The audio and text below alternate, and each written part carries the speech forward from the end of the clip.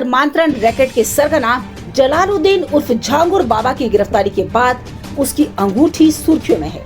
ऐसा इसीलिए क्योंकि झांगुर बाबा ने अंगूठी बेचकर ही धर्मांतरण का सिंडिकेट खड़ा किया और करोड़पति बन गया। अब झांगुर बाबा की रहस्यमयी अंगूठी सामने आई है।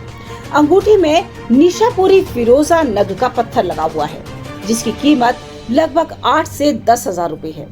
8 साल पहले झांगुर बाबा इसी अंगूठी को साइकिल पर घूम घूम कर बेचा करता था और दावा करता था कि इससे रोग ठीक हो जाएंगे।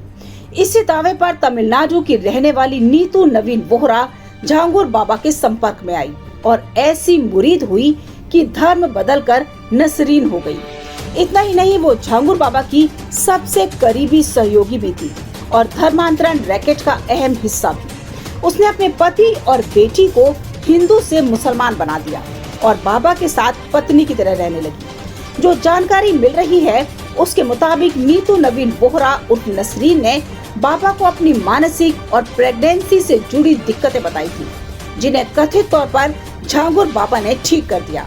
इसी के बाद से नसरीन बाबा की मुरीद हो गई और उसी के साथ रहने लगी। बताया जा रहा है कि झांगुर बाबा ने नसरीन को दवाइयां और अंगूठी दी, जिससे उसे कथित रूप से फायदा भी हुआ।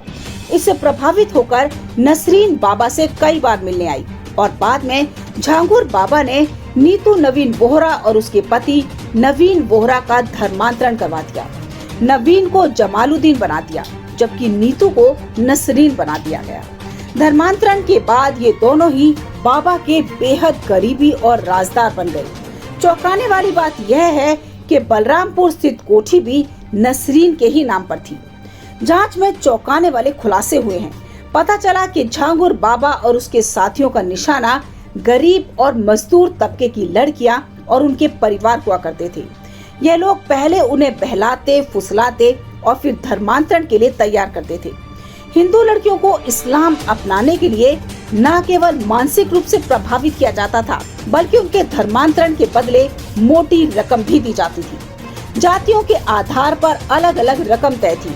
ओबीसी समुदाय की लड़कियों को इस्लाम कबूलने पर 10 से 12 लाख रुपए, जबकि सवर्ण जातियों जैसे सिख, ब्राह्मण और क्षत्रिय समुदाय की लड़कियों को 15 लाख रुपए तक दिए जाते थे।